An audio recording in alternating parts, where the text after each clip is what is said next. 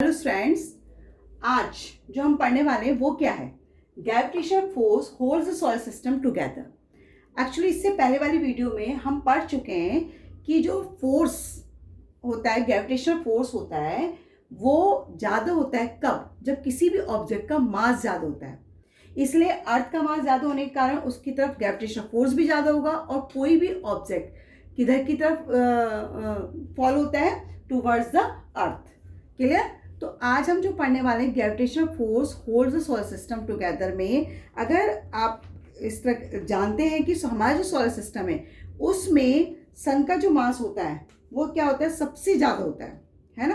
तो जब सन के मास ज़्यादा होने के कारण उस पर ग्रेविटेशनल फोर्स भी ज़्यादा होगा और ग्रेविटेशनल फोर्स ज़्यादा होने के कारण जो प्लैनेट्स होते हैं वो क्या होते हैं? उसके सर्कुलर ऑर्बिट में क्या करते हैं? इस तरह से घूमते हैं, है ना? ये सर्कुलर ऑर्बिट में वो घूमते रहते हैं। पता है ना इस बात का? अब क्यों घूमते हैं, इसका रीजन क्या होता है कि अभी मैंने क्या बताया कि उस पर लगने वाला जो ग्रेविटेशनल फोर्स है वो क्या होता है? ज्यादा होता है ना? जिससे प्लैनेट अट्रैक्ट करते हैं। यानी सन क्या होता है? सन जो होता है वो प्लैनेट्स को अपनी ओर अट्रैक्ट करता है। समझ आया मेरी बात? आप इसको एक इस तरीके से आप समझ सकते हैं कि मान लिया एक बच्चा है ना? वो बच्चा क्या कर रहा है? उसने आप कोई जैसे छोटे बच्चे जो होते हैं देखा भी होगा, एक जैसे टाई कर लेते हैं, थ्रेड में कोई पत्थर वगैरह ट्राई कर लेते हैं, उसको ऐसे सर्कुलर घुमाते हैं। तो ये देखिए सर्कुलर घुमा रहा है अपना, है ना? और सर्कुलर घुमाते हुए उस पर एक फोर्स अप्लाई होता है। इसको हम कहते हैं पाथ ऑफ इनर्शिया।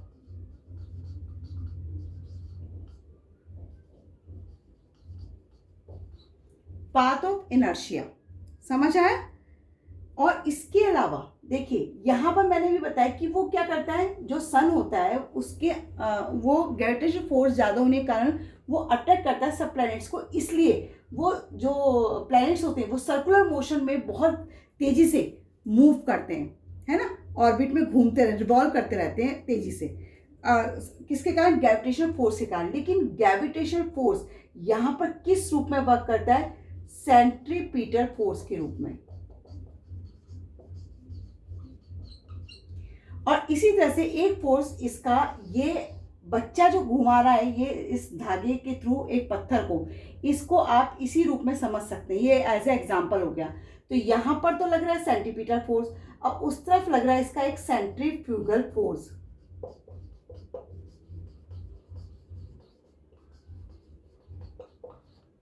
समझ आया?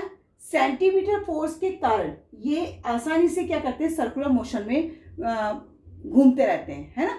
अब जितना इसका सेंटीमीटर फोर्स होगा उस हिसाब से ये नॉर्मल वे में घूमते रहेंगे। लेकिन अगर इसका सेंट्रीफ्यूगल फोर्स बढ़ जाता है तो ये धागा क्या हो जाता है? टूट जाता है। मेरी बात समझ आए?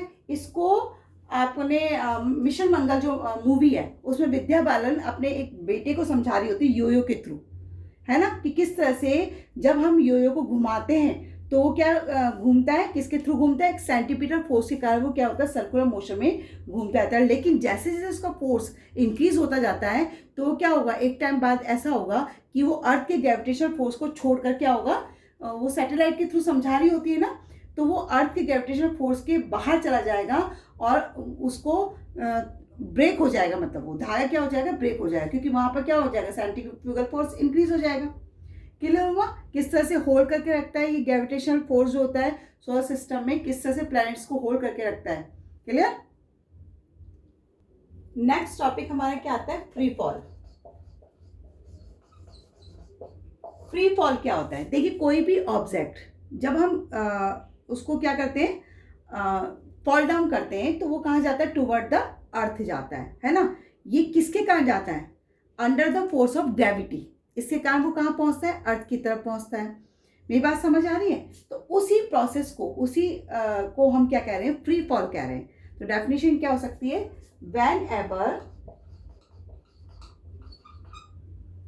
whenever an object falls towards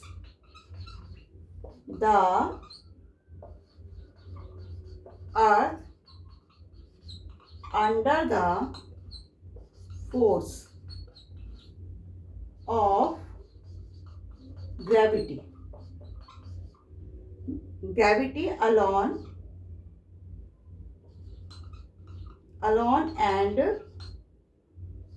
no other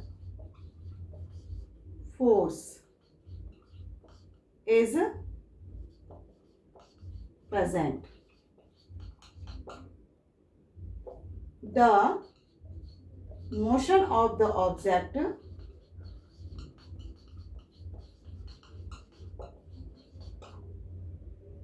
is said to be free fall. Free fall का मीनिंग क्या हुआ कि जब हम कोई भी, अभी मैंने आपको एक्सप्लेन किया था, कोई भी ऑब्जेक्ट जब भी आप फॉल करते हैं, गिराते हैं किसी भी हाइट से, तो वो कहाँ जाता है? Under the force of gravity के कारण कहाँ पहुंचता है? नीचे, टुवर्ड्स द अर्थ। और इस मतलब यहाँ पर आपने अगर पढ़ा हो तो no other force of present, यहाँ पर कोई और फोर्स होना नहीं चाहिए, सिर्फ ओनली कौन सा फोर्स होता है? ग्रेविटेशनल फोर्स प्रेजेंट होता है। और इसी प्रोसेस को हम क्या कहते हैं? इसी मोशन को हम क्या कहते हैं? फ्री फॉल कहते हैं। क्लियर?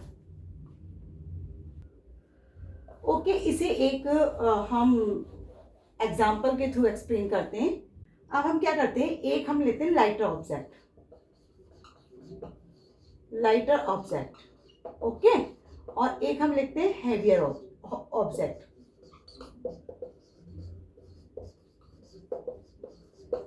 अब जब लाइटर ऑब्जेक्ट और हेवियर ऑब्जेक्ट को जब हम फॉल डाउन करते हैं, इनमें से अगर आप देखेंगे तो लाइटर ऑब्जेक्ट क्या होगा?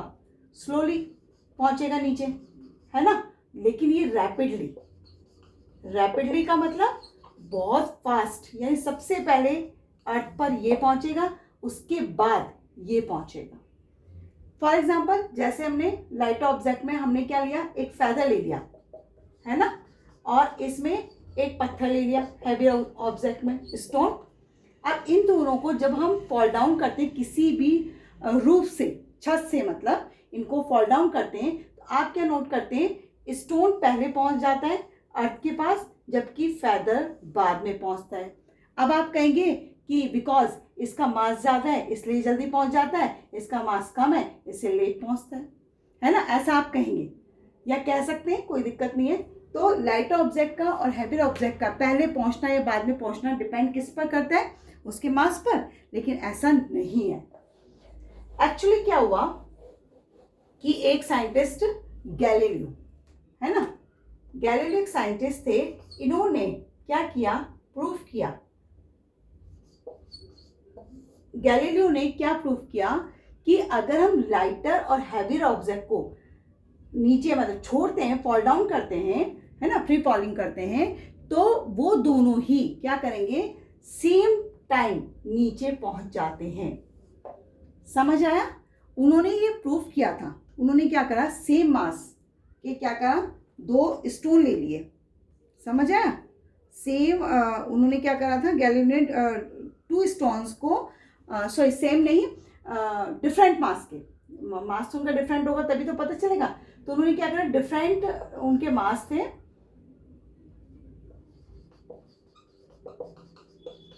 डिफरेंट मासेस के 2 स्टोन्स क्या करा? थ्रो किया नीचे। उन्होंने फ्री फॉलिंग की। उन्होंने देखा कि दोनों स्टोन सेम टाइम में कहाँ पहुंच गए? अर्थ पर पहुंच गए। तो इसका मतलब क्या हुआ? एक स्टोन का तो मास कम था, दूसरे स्टोन का मास ज्यादा था, तो क्या वो सेम टाइम में अगर नीचे पहुंच रहे हैं तो इसका मतलब क्या हुआ कि वो मास पर डिपेंड नहीं करते? यस, वो मास पर डिपेंड नहीं करते। ये गैलीलियो का कहना था। तो गैलीलियो ने इसके अकॉर्डिंग क्या कंक्लूजन निकाला था कि द एक्सीलरेटेड, गैलीलियो ने क्या कंक्लूजन निकाला इसके लिए? The acceleration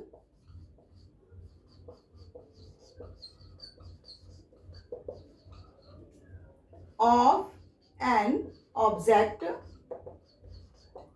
falling freely towards the earth does not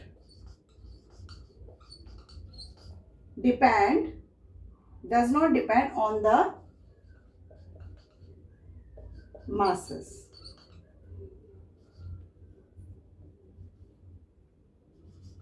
of the object. समझ आया ये बात कि गैलीलियो ने क्या बात कही थी कि the acceleration of an object, जो ऑब्जेक्ट का एक्सेलरेशन होता है falling freely towards the earth does not depend of the mass, यानी मास पर डिपेंड ही नहीं करता है वो। अब ऐसा कैसे, अगर आपने दो ऑब्जेक्ट डिफरेंट मास के फॉलिंग किए हैं और वो सेम रेट में पहुंच रहे हैं, इसका मतलब उनका मास कुछ भी हो तो नहीं फर्क पड़ेगा। उन्होंने कहा था कि अगर वैक्यूम वहाँ होना चाहिए, अगर वैक्यूम में आप वो चीज़ों को नीचे फेंकते हैं तो वो क्या होगा, सेम टाइम में वो नीचे एक ही टाइम में पहुंचेंगे, चाहे वो हैवियर ऑब्जेक्ट हो चाहे वो लाइटर ऑब्जेक्ट हो। मेरी बात क्लियर हो गई, कब पहुंचते हैं कब नहीं पहुंचेंगे, क्लियर। तो इस तरह से गैलीलियो ने अपना पॉइंट ऑफ व्यू रखा और जो क्लियर भी था, सही था। नेक्स्ट टॉपिक हमारा आता है calculation of the acceleration due to gravity, है ना। इसको हम कैसे एक्सप्लेन करेंगे, हमने एक फॉर्मूला यानी क्या पढ़ा था, यूनिवर्सल लॉ ऑफ ग्रेविटेशन। इसका फॉर्मूला हमने क्या देखा था, F is equal to G M upon R square. यहाँ पर जी क्या था, कांस्टेंट था यानी ग्रेविटेशनल कांस्टेंट, और m क्या है यहाँ पर, ये m हमने अर्थ के लिए यूज किया था, है ना, अर्थ के मास के लिए, और ये किसी भी ऑब्जेक्ट का मास था। r यहाँ पर क्या था, अर्थ का क्या था, रेडियस, है ना, या डिस्टेंस कह लो आप, क्लियर। तो ये हमारा क्या था, यूनिवर्सल लॉ ऑफ ग्रेविटेशन। इसके अकॉर्डिंग हम क्या निकालेंगे, हम निकालेंगे जो एक्सेलरेशन ड्यू टू ग्रेविटी की वैल्यू निकालेंगे, क्लियर। अब हमारा एक और फॉर्मूला, जिसे अगर आपको ध्यान हो, आपने मोशन चैप्टर पढ़ा था, क्या पढ़ा था आपने, कि सेकंड लॉ ऑफ मोशन।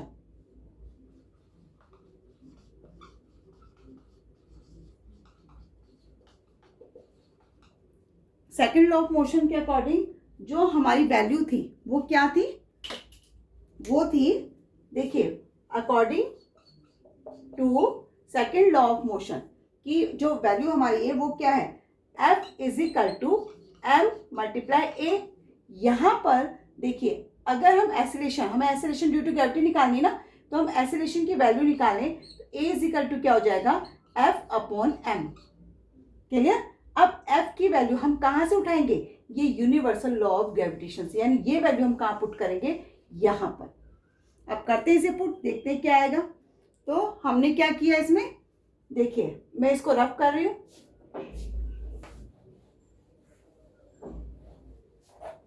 हमारा क्या था, a is equal to F upon m था, वैल्यू पुट कर दीजिए। तो f की वैल्यू क्या है वापस, G m small m upon R square, ठीक है, और ये m ऑलरेडी नीचे है तो यहाँ पर m भी आ जाएगा, क्लियर। अब इस m से ये m कैंसिल कर दीजिए तो क्या आएगा, a की वैल्यू आएगी हमारे g capital M upon R square. ये एक फॉर्मूला एक्सेलरेशन का आपके पास आ चुका है, बात समझ आई। अब यहाँ पर मैं अभी हमने क्या बात करी कि एक्सेलरेशन ड्यू टू ग्रेविटी, यानी एक्सेलरेशन को हम किससे वो कर रहे हैं, ग्रेविटी से। इसको मैं रफ कर रही हूँ यहाँ पर। तो क्या आएगा, acceleration produce by the earth. Acceleration किससे प्रोड्यूस हो रहा है, by the earth. Acceleration produced by the earth is known as acceleration due to gravity.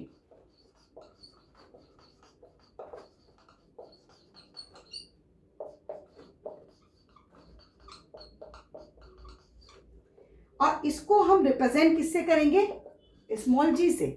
यानी अब हमारी वैल्यू जो हुई ए की जगह पे हम क्या रख सकते हैं, जी। तो हमारा जो दूसरा फॉर्मूला निकल के आएगा, यानी दूसरा क्या फॉर्मूला वही है, लेकिन सिर्फ आपको ए की जगह पे क्या रखना है, जी रखना है। तो जी इज इक्वल टू क्या हो जाएगा, G M upon R square, यानी ये एक्सेलरेशन ड्यू टू ग्रेविटी आपका फॉर्मूला निकल के, यानी दूसरा फॉर्मूला आपको यहाँ पर मिल जाता है। अब ये अब एक्सेलरेशन ड्यू टू ग्रेविटी का फॉर्मूला तो हमें मिल गया है ना। इसकी एसआई यूनिट क्या होती है, SI यूनिट क्या होगी इसकी? Metre per second square. और ये कौन सी क्वांटिटी होती है? वेक्टर क्वांटिटी होती है। समझ आया? Acceleration due to gravity.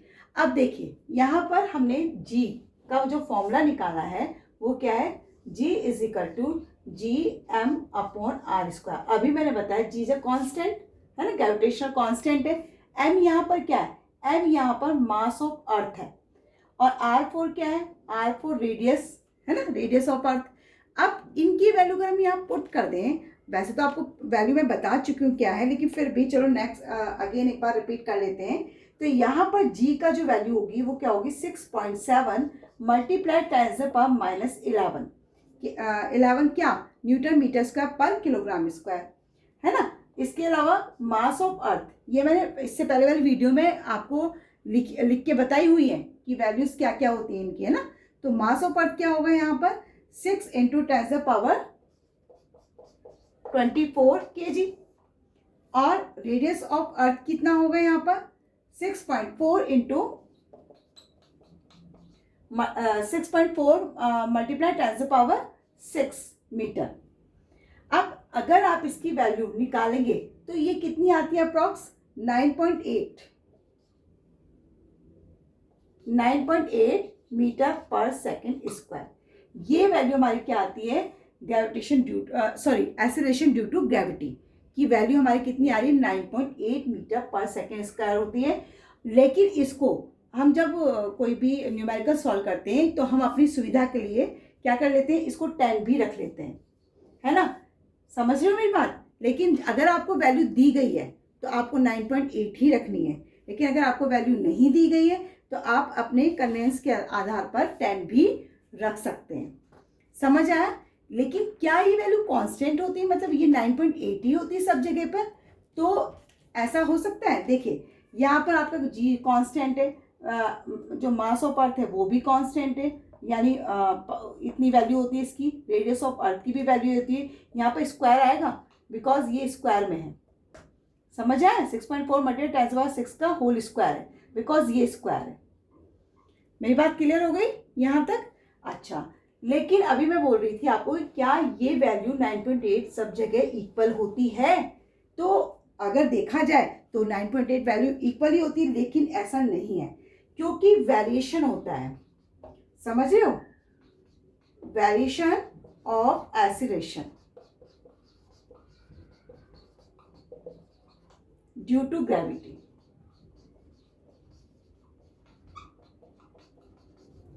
अब वेरिएशन कहाँ होता है? आपको पता होना चाहिए अर्थ हमारी पूरी क्या है? बिल्कुल गोल तो नहीं है ना। अर्थ में हमारे क्या पाया जाता है? अर्थ अगर गोल होगी तो नेचुरली की सब जगह जो वैल्यू होगी वो इतनी ही रहेगी, है ना, कांस्टेंट रहेगी। लेकिन ऐसा नहीं होता है। रीज़न क्या है? कि जो वैल्यू ऑफ एक्सीलरेशन है ग्रेविटी का, वो ऑल प्लेसेस में कांस्टेंट क्यों नहीं रह पाता? क्योंकि हमारी जो अर्थ है ना, वो नॉट द परफेक्ट स्फीयर, वो परफेक्ट स्फीयर नहीं है ना। इस वजह से कहीं पर फ्लैट है तो कहीं पर चट्टाने, तो कहीं पर रॉक्स है, तो कुछ भी। इसकी वजह से ये जो वैल्यू है वो क्या होती है? इक्वल नहीं होती है ना। उसमें वेरिएशन पाया जाता है। समझ आए? और इस वेरिएशन देखो, जहाँ पर ये स्फीयर नहीं होगी तो इसका मतलब क्या हुआ कि जो radius of the earth at the poles है वो क्या होंगे? मिनिमम होंगे। और value of G is maximum होगी। कहाँ पर? पोल्स पर। समझ रहे हो? पोल्स पर जो G की वैल्यू होती है वो क्या होती है? मैक्सिमम। क्लियर? इसी तरह से radius of earth is maximum at the equator, यानी इक्वेटर पर क्या होगा? रेडियस ज्यादा होगी, है ना। रेडियस क्या होगी? मैक्सिमम। मेरी बात समझ आ रही है? क्योंकि स्फीयर ना होने का कारण ये कैसे होती है? इस तरह से, है ना।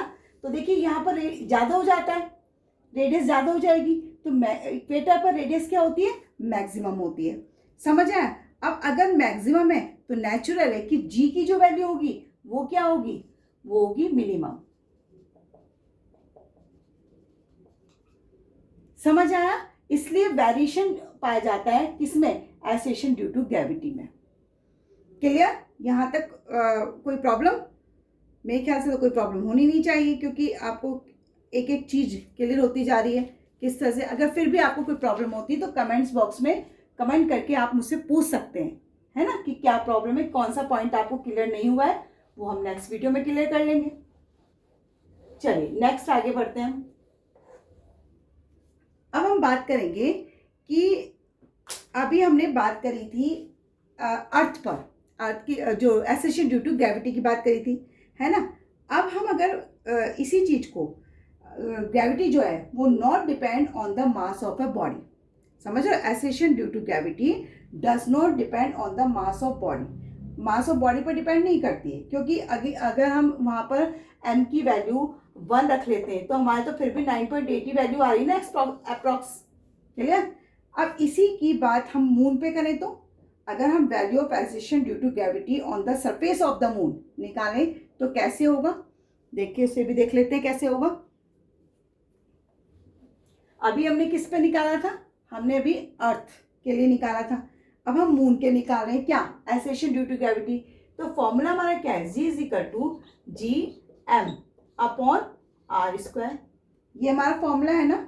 लेकिन आपको पता है कि जी हमारा क्या कांस्टेंट है, ग्रेविटेशनल कांस्टेंट है, तो इसकी वैल्यू तो 6.7 इंटू 10 पावर 6.7 इंटू 10 पावर -11 ही रहेगी। क्या?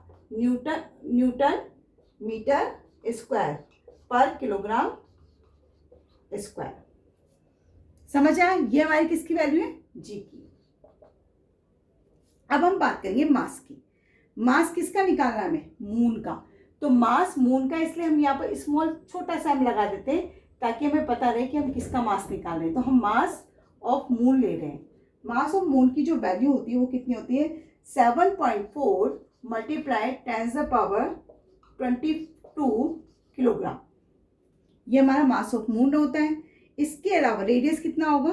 रेडियस होता है हमारा, रेडियस यहाँ भी m लगा रही हूँ यानी रेडियस ऑफ मून हो गया, है ना। ये होता है 1.74 इंटू 10 पावर 6 क्या? मीटर। अब इस वैल्यू को आप कहाँ पुट करेंगे? इस फॉर्मूले में।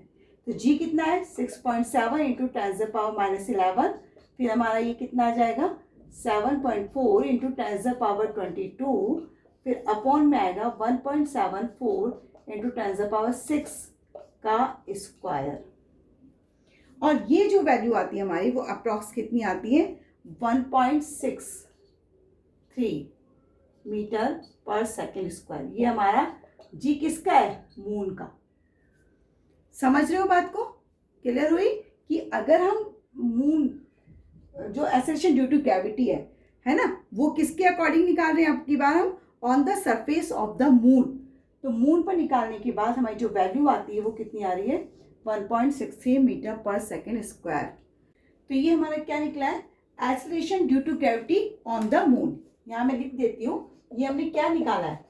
Acceleration due to gravity. कहाँ पर है ये? On the moon. समझ आ गया कि वैल्यू क्या होती है? 1.63 metre per second square. Okay. अब हम आपने मोशंस की इक्वेशंस पढ़ी हुई है, 3 इक्वेशंस पढ़ी हुई है ना मोशन की। उन इक्वेशंस को अब हम फ्रीली फॉलिंग बॉडी के अकॉर्डिंग देखते हैं क्या होती हैं, है ना। Equations of motion.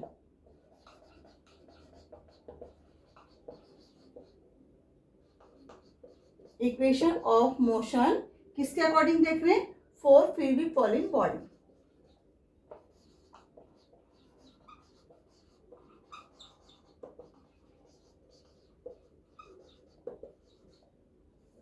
ठीक है, इसके थ्रू देखते हैं। अब देखिए हमारी पहली इक्वेशन क्या है। अगर हम इक्वेशन ऑफ मोशन देखें, जनरल इक्वेशन अगर हम देखें तो वो क्या होती है?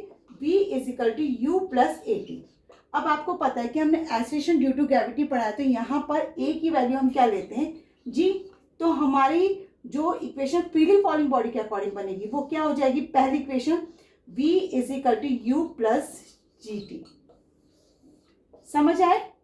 अब सेकंड बात, सेकंड हमने क्या पढ़ा है? s is equal to u t plus half AT square, ये हमारी जनरल इक्वेशन है ना। अब हमारी जो फ्रीली फॉलिंग बॉडी के अकॉर्डिंग इक्वेशन बनेगी वो क्या होगी, देखिए एस यहाँ मैंने लिया है तो डिस्टेंस ट्रेवल के लिए हम एस यूज करते हैं, लेकिन जब कोई बॉडी को हम फॉलिंग करते हैं यानी ऊपर से नीचे डालते हैं तो ये जो मेजर किया जाता है वो क्या होती है, हाइट होती है। तो नेचुरली कि अब हम यहाँ पर एस की जगह पर क्या लेंगे, एच, और उसके अलावा ए के जगह पे तो आपको पता ही क्या ले रहे हैं हम, जी। तो सेकेंड इक्वेशन हमारी क्या हो जाएगी, एस यानी h, h is equal to u t plus half g t square, ये आपकी सेकेंड इक्वेशन बनती है। समझ आ रहा है ना कि क्या हम किस तरह से ले रहे हैं, क्या ले रहे हैं। अब हम थर्ड की बात करते हैं। हमारी जो थर्ड इक्वेशन है वो क्या होगी, आपने जनरल इक्वेशन क्या पढ़ी हुई है, b square is equal to u square plus 2AS। अब आपको पता चली गया है ए की जगह एस की जगह हम क्या लगाएंगे, तो जो हमारी फ्रीली फॉलिंग बॉडी के अकॉर्डिंग इक्वेशन बनेगी वो क्या होगी, b square is equal to u square plus 2GH, ये हमारी थर्ड इक्वेशन होगी। ये न्यूमेरिकल के लिए इंपॉर्टेंट है तो आपको पता होना चाहिए कौन कौन सी इक्वेशन में क्या। अब यहाँ पर आपको पता है कि जैसे जी है तो जी की जो वैल्यू होती है जो हम वैल्यू पुट करते हैं वो कितनी होती है, 9.8 मीटर पर सेकेंड स्क्वायर, तो वो आपको याद होनी चाहिए। अगर नहीं दी गई तो आप 10 भी रख सकते हैं। क्लियर। नेक्स्ट टॉपिक हम क्या लेंगे, कुछ पॉइंट्स फ्रीली फॉलिंग बॉडी के अकॉर्डिंग मैं एक्सप्लेन कर रही हूँ जो आपको न्यूमेरिकल में हेल्प करते हैं कि हमें क्या चीज कब रखनी चाहिए। फॉर एग्जाम्पल जैसे first, when a body falling vertically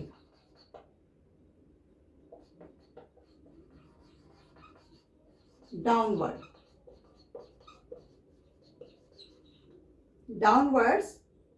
तो जो वेलोसिटी होगी, इट्स वेलोसिटी इंक्रीज।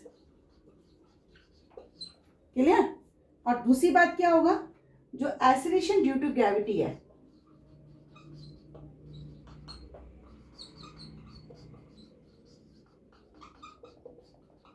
वो क्या होगी, पॉजिटिव, यानी आपकी जो जी की वैल्यू है वो क्या होगी, प्लस 9.8। क्लियर हुई, 9.8 मीटर पर सेकेंड स्क्वायर। अब देखिए मैंने यहाँ कहा वर्टिकली डाउनवर्ड, यानी कोई चीज जब आप ऊपर से नीचे की ओर फेंकते हैं, यहाँ पर यानी रूफ है और ये अर्थ है, तो जब यहाँ से कोई वैल्यू यहाँ आएगी, कोई ऑब्जेक्ट यहाँ गिरेगा, तो उस समय आपकी वेलोसिटी क्या हो जाती है, इंक्रीज हो जाती है। और एक्सेलरेशन ड्यू टू ग्रेविटी को आप किस में रिप्रेजेंट करते हैं, पॉजिटिव वैल्यू में, यानी जी की वैल्यू आपकी plus 9.8 metre per second square होगी। समझ रहे हो ना, ये न्यूमेरिकल के लिए इंपॉर्टेंट है इसलिए मैं बता रही हूँ और आपको याद होने चाहिए। सेम एज इट इज, अगर आपकी जो कोई भी ऑब्जेक्ट है उस ऑब्जेक्ट को अब आप क्या कर रहे हैं, थ्रोन कर रहे हैं, व्हेन अ बॉडी थ्रोन, यहाँ तो नीचे की ओर डाल रहे थे, अब आप कहाँ डाल रहे हैं, ऊपर की ओर डाल रहे हैं, तो थ्रोन वर्टिकली डाउनवर्ड की जगह अब क्या हो जाएगा, अपवर्ड। समझ आए, तो यहां जो वेलोसिटी होगी वो इंक्रीज नहीं होगी, अब की बार क्या हो जाएगी, डिक्रीज हो जाती है। और डिक्रीज होगी तो एक्सीलरेशन ड्यू टू ग्रेविटी आपकी पॉजिटिव नहीं होगी, नेगेटिव होगी, यानी वैल्यू अब क्या हो जाएगी आपकी माइनस में। देखिए क्यों होगी, बिकॉज आप क्या कर रहे हैं, आप कोई भी चीज है, बॉल है या कुछ भी, अब उसको यहाँ अर्थ से, समझ रहे हो, ये आपकी अर्थ है, इससे ऊपर की ओर फेंक रहे हैं, यानी अब चीज आपकी ऊपर जा रही है तो ग्रेविटी के अगेंस्ट जा रही है ना, अपोजिट जा रही है, तो नेचुरल की वैल्यू नेगेटिव होगी। समझ आए, रिटार्डेशन में जाएगी। ये बात समझ आ रही है ना कि किस तरह से हम वैल्यू को पुट करेंगे। अगर आपको क्वेश्चन में इस तरह से दिया जाता है कोई वैल्यू अपर फेंक रहे हैं आप, तो जी की वैल्यू आपको वहां पर क्या रखनी है, माइनस में रखनी है। क्लियर। चलिए नेक्स्ट थर्ड पॉइंट आप देखते हैं। अगर कोई वैल्यू, जैसे कोई बॉडी है, आप नीचे की ओर ड्रॉप कर रहे हैं, फ्रीली ड्रॉप कर रहे हैं, तो जो हाइट है आपकी, है ना, जैसे कोई भी चीज़ है वो यहाँ से नीचे की ओर आ रही है। अभी मैंने वैसे एक्सप्लेन किया था आपको कि ये जो लेते हैं आप, ये जो होगी वो क्या होती है, हाइट होती है, और ये यहाँ से आप उस चीज को फेंक रहे हैं, तो ये इस समय रेस्ट कंडीशन में है ना, रेस्ट कंडीशन में है। तो इसका मतलब यहाँ पर इनिशियल जो वेलोसिटी होगी यानी u जो होगा आपका वो क्या होगा, 0 होगा। समझे? तो थर्ड पॉइंट, ये आपका सेकंड पॉइंट था ना, ये वाला आपका सेकंड पॉइंट हुआ। अब थर्ड पॉइंट आपका क्या हो सकता है यहाँ पर न्यूमेरिकल के अकॉर्डिंग, कि व्हेन अ बॉडी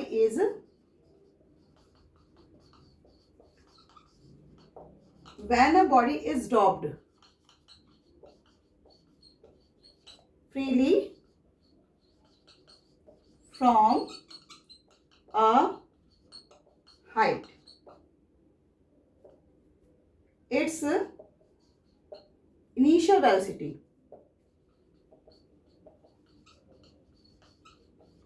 और आपको पता हो इनिशियल वेलोसिटी को हम u से रिप्रेजेंट करते हैं, है ना। ये वैल्यू आपकी क्या होगी, इज 0, यानी आपको वैल्यू क्या रखनी, u इज इक्वल टू 0। ये चीजें ध्यान रखनी है आपको, और भी कुछ याद ना रहे तो सिर्फ इतना याद रहे कि फर्स्ट वैल्यू आपकी पॉजिटिव 9.8 होना चाहिए, सेकंड 9 -8 होना चाहिए।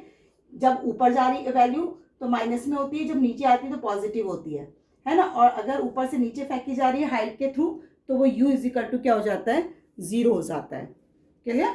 तो थर्ड पॉइंट आपको क्लियर हो गया होगा। चलिए नेक्स्ट पॉइंट की बात करते हैं, हम फोर्थ पॉइंट की बात कर लेते हैं कि फोर्थ पॉइंट क्या हो सकता है। फोर्थ पॉइंट में क्या होगा कि जब आप कोई बॉडी है ना वर्टिकली अपर वही समझ आ गया, ऊपर की ओर फेंकना कोई भी चीज, तो यहाँ पर जो फाइनल वेलोसिटी होगी आपकी, समझना कि अब की बात आप ऊपर की ओर फेंक रहे हो कोई चीज, तो जो फाइनल वेलोसिटी होगी वो क्या होगी, फाइनल वेलोसिटी को हम v से रिप्रेजेंट करते हैं, तो वो क्या हो जाती है, 0 हो जाती है। समझ आया किस तरह से आपको वैल्यू रखनी है। तो इसको कैसे लिखेंगे आप, फोर्थ पॉइंट में क्या आ जाएगा, when a body is thrown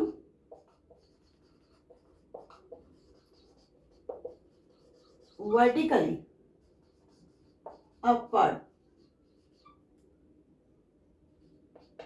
its final velocity, जिसे हम किससे रिप्रेजेंट करते हैं, v से, ये क्या हो जाती है, बिकम 0।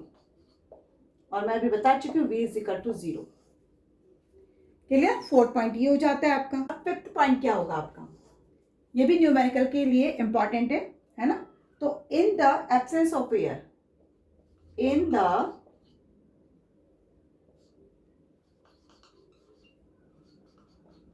एब्सेंस ऑफ एयर, यानी कि जब एयर प्रेजेंट ना हो, है ना, एयर रेजिस्टेंस,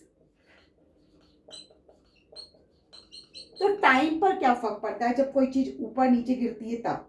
तो time taken to reach the highest, the time taken reach the highest point,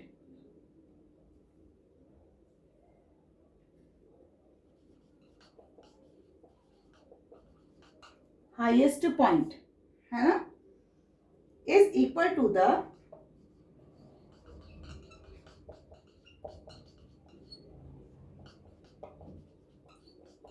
time taken to reach the point of throwing.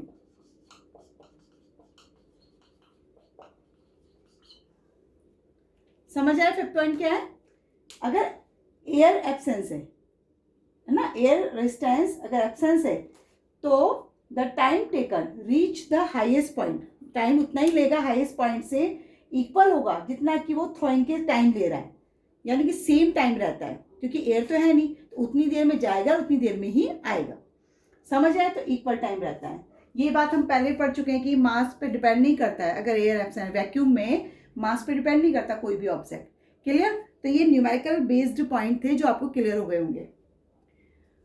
अब हम यहाँ ये देखते हैं कि जो हमने ग्रेविटेशनल फोर्स की बात करी थी, है ना, तो क्या वो वेट से इक्वल है? इस चीज को हम देखते हैं। तो वेट क्या है, हम यहाँ बात कर रहे हैं कि वेट क्या है। मास तो हमने देख लिया ना, मास के बारे में हम पढ़ चुके हैं। अब हम पढ़ते हैं वेट के बारे में। तो the weight of a body is the weight of a body is the force with which it is attracted toward the center of earth। समझ रहे हो मेरी बात? क्योंकि कोई भी जो बॉडी होती है वो अट्रैक्ट कहाँ करती है? अर्थ की ग्रेविटी की तरफ, है ना। तो वहां पर एक फोर्स अप्लाई, हमने देखा है कि फोर्स ऑफ ग्रेविटेशन लगता है, और इसका फॉर्मूला हम देख चुके हैं न्यूटन्स के सेकंड लॉ के अकॉर्डिंग। एफ इजिकल टू क्या होता है? एम मल्टीप्लाई ए होता है ना। अब ए हमने देखा है कि जो एक्सेलरेशन होता है वो ड्यू टू ग्रेविटी के अकॉर्डिंग होता है। तो यहाँ पर हमने वैल्यू रखी थी F is equal to M multiply G. समझ रहे हो? ए की वैल्यू जो हमने रखी वो क्या रखी थी? ग्रेविटी, यानी जी रखा था वहां पर। तो अब यहाँ जो फोर्स है वो क्या होगा?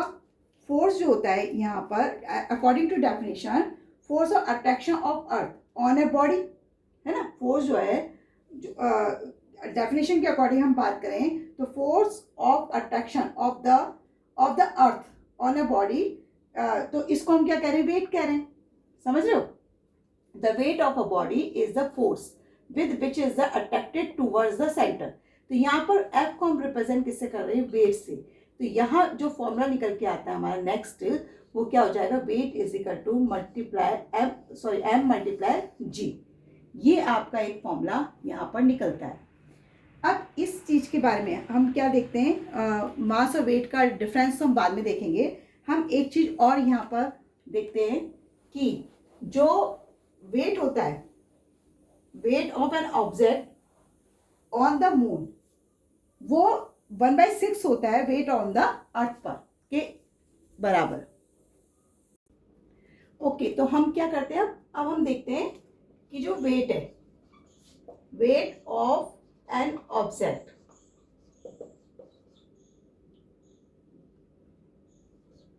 ऑब्जेक्ट ऑन द मून, है ना, is 1/6 of its weight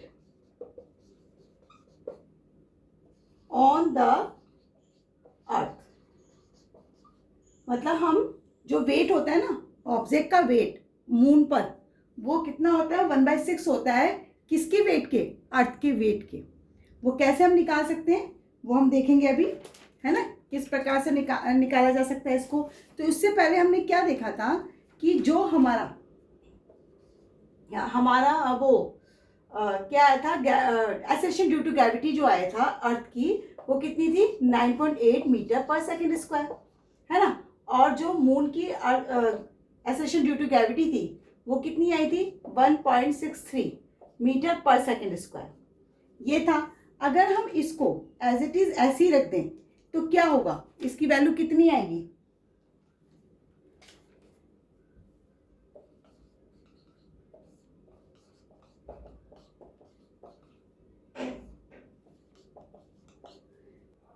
तो हमारी वैल्यू क्या आ जाएगी? इसको जब आप सॉल्व करेंगे तो 1/6।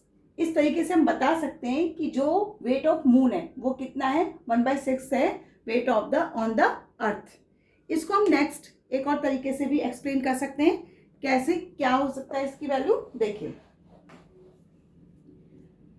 आप ये तो जानते ही हैं कि जो मास होता है ना, मास ऑफ द अर्थ वो कितना होता है? मास, अर्थ यहां लगा रही हूं मैं, मास ऑफ द अर्थ, है ना, कितना होता है? 100 टाइम्स किसके? That of the moon. समझ रहे हो मेरी बात? Mass of the earth 100 times होता है ऑफ द मून के। एंड रेडियस ऑफ द अर्थ कितनी होगी, रेडियस ऑफ द अर्थ वो कितनी होती है, 4 टाइम्स होती है, किसकी, मून की, है ना, ये 4 टाइम्स हो जाएगी। अब हम निकालते हैं, देखिए अगर हम वेट निकाल रहे हैं, फॉर्मूला आपको पता है, वेट ऑफ अर्थ निकाल रहे हैं तो हमारा फॉर्मूला क्या होता है, जी मल्टीप्लाई 100 टाइम्स लिया है हमने जो मास है तो 100 m हो जाएगा, क्लियर। और जो हमारा ऑब्जेक्ट का मास है वो स्मॉल m रखेंगे हम, और या हमें पता ही कि वो 1 होता है तो इसको हम ले भी नहीं सकते, कोई दिक्कत नहीं है हमें। और आर स्क्वायर का मतलब हो गया कि जो हमारा रेडियस ऑफ अर्थ था वो कितना है, 4 टाइम्स से, 4 टाइम्स से तो इसका मतलब 4r हो जाएगा, स्क्वायर हो जाएगा, क्लियर। ये हमारा क्या है, वेट ऑफ द अर्थ है। इसके अलावा अब हम निकालेंगे जो हमारा वेट ऑफ मून है वो क्या होगा, वो भी देख लेते हैं। Weight of moon is equal to क्या हो जाएगा, G M upon R square. अब आपको ये तो पता है कि जी क्या हमारा है, कांस्टेंट है ना। अब इस वैल्यू को हम क्या करेंगे, डिवाइड करेंगे। डिवाइड करने के लिए हम क्या करते हैं, देखिए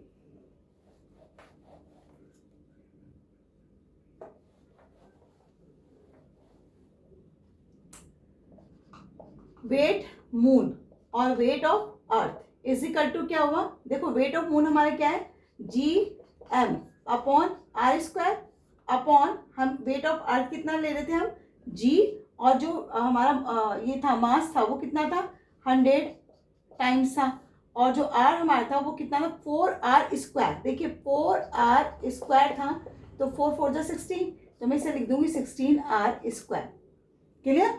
अब इसे काट दीजिए, देखो जी से जी कैंसिल, एम से एम कैंसिल, आर स्क्वायर से आर स्क्वायर, तो डब्ल्यू एम यानी wait of moon upon weight of earth कितना आ जाएगा, 1/100 अपॉन 16। 1 किसका है, इस पूरे का, और ये जो हमारी वेट ऑफ अर्थ कितना है 100/16 वो मैंने पुट कर दिया। इसे सॉल्व कैसे करते हैं, देखिए 1 डिवाइड 100/16 है ना ये। अब जब हम क्या करते हैं, इसको मल्टीप्लाई में चेंज करते हैं तो हमारा क्या हो जाता है, ये रेसिप्रोकल हो जाती है वैल्यू, तो 1/16 अपॉन 100, क्लियर। तो हमारा क्या वैल्यू आ जाएगी, weight of moon upon weight of earth is equal to 16 upon 100, और जब हम इसे काटेंगे तो कितना आएगा, 4 4 जा 16, 4 2 जा 8 और 4 5 जा 20, और देखिए ये अप्रॉक्स कितना कटेगा, 4 6 जा 24, आगे चला जाएगा तो 1/6 वैल्यू इसकी आ जाती है। तो ये वैल्यू क्या हो जाएगी, फिर हम इसे क्या कहेंगे कि weight of the moon, weight of क्या कहलाएगा ये, वेट ऑन मून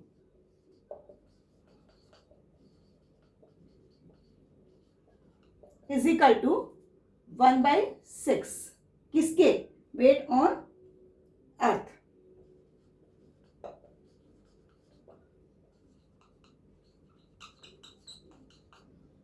ये आपका मेरे ख्याल से क्लियर हो गया होगा कि जो वेट ऑन मून होता है वो कितना होता है, अर्थ के 1/6 होता है। समझ आया कैसे हम निकाल सकते हैं, दोनों तरीके से आप उसमें वैल्यू पुट करके भी निकाल सकते हैं। किसकी वैल्यू पुट, जो हमने वेट ऑफ द मून निकाला था, है ना, और अपॉन में जो हमारा एक्सेलरेशन ड्यू टू ग्रेविटी अर्थ की कितनी थी 9.8, और एक्सेलरेशन ड्यू टू मून की कितनी थी हमारी 1.63, इनको डिवाइड करके भी हमारा क्या आ जाता है 1/6 आ जाता है। दोनों तरीके से जो भी आपको लगे कि हाँ यस ये इजी है वो आप यूज़ कर लीजिए। अब हमने मास और वेट दोनों पढ़ लिए हैं, है ना। दोनों पढ़ने के बाद अब हम ये देखेंगे कि इसमें डिफरेंस क्या है। अब मास और वेट में डिफरेंस, अभी मैंने बोला था पहले कि मास और वेट में डिफरेंस हम बाद में देखते हैं, तो अब देखते हैं मास और वेट में डिफरेंस क्या है। देखो मास क्या होता है, amount of matter in a body is called मास, यानी जो कोई भी मैटर या बॉडी के अंदर जो अमाउंट होता है उसको हम मास कहते हैं। Force due to gravity is called weight, अभी मैंने वेट के आपको डिफाइन किया था कि जो ग्रेविटी का फोर्स होता है उसे ही हम किसके इक्वल मानते हैं, वेट के इक्वल मानते हैं, और इसका फॉर्मूला W = mg है, क्लियर। स्केलर क्वांटिटी होती है, ये वेक्टर क्वांटिटी, यानी वेक्टर मीन्स जिसमें मैग्नीट्यूड और डायरेक्शन दोनों पाए जाते हैं तो वो वेक्टर क्वांटिटी होता है। ऐसा यूनिट इस किलोग्राम है, इसकी ऐसा यूनिट क्या है, Newton. Expressed in newton, expressed का मतलब उसकी यूनिट, यानी किस में आप उसको वेट को रिप्रेजेंट कर रहे हैं, तो हम न्यूटन में रिप्रेजेंट करते हैं। Has to be positive always, ये हमेशा मास जो होता है पॉजिटिव रहता है, लेकिन वेट जो होता है वो हो भी सकता है और नहीं भी हो सकता है, यानी फील हम वेट को कर भी सकते हैं और नहीं भी कर सकते हैं। Remain constant at all places, mass जो होता है हमेशा कांस्टेंट रहता है ऑल प्लेसेस में, जबकि ये जी के कारण क्या होता है, इसकी वेरिएशन आ जाता है। क्लियर? अब वो क्यों आता है वो हमने देख लिया था, इक्वेटर पे और पोल पे क्या रहता है। इसी तरह से मास, बीम बैलेंस, बीम बैलेंस जानते हैं ना, जैसे कि आप वेजिटेबल लेने जाते हैं तो वेजिटेबल में देखा होगा पोटैटो, टमाटो जो भी लेते हैं उसको बीम बैलेंस के थ्रू मेजर किया जाता है ना, उसको कहा जाता है बीम बैलेंस, है ना, उसको इसके थ्रू मेजर करते हैं, जबकि वेट स्प्रिंग बैलेंस के थ्रू मेजर किया जाता है। स्प्रिंग बैलेंस भी आप लोग जानते हैं, जैसे आप कह सकते हैं कि जो सिलेंडर को मेजर करने के लिए स्प्रिंग बैलेंस यूज कर रहे हैं, है ना, इस तरह से। और इसके अलावा the mass of an object can never be zero, ये कभी भी जीरो नहीं होता, लेकिन वेट जो होता है वो जीरो भी हो सकता है। तो क्लियर, मास और वेट के डिफरेंस क्या होते हैं, और इसके अलावा फ्री फॉलिंग क्या होता है, उसके अकॉर्डिंग इक्वेशंस क्या हो सकती है मोशन की, ये मेरे हिसाब से क्लियर आपको हो गया होगा। इसके आगे का हम नेक्स्ट उसमें देख लेते हैं। ओके।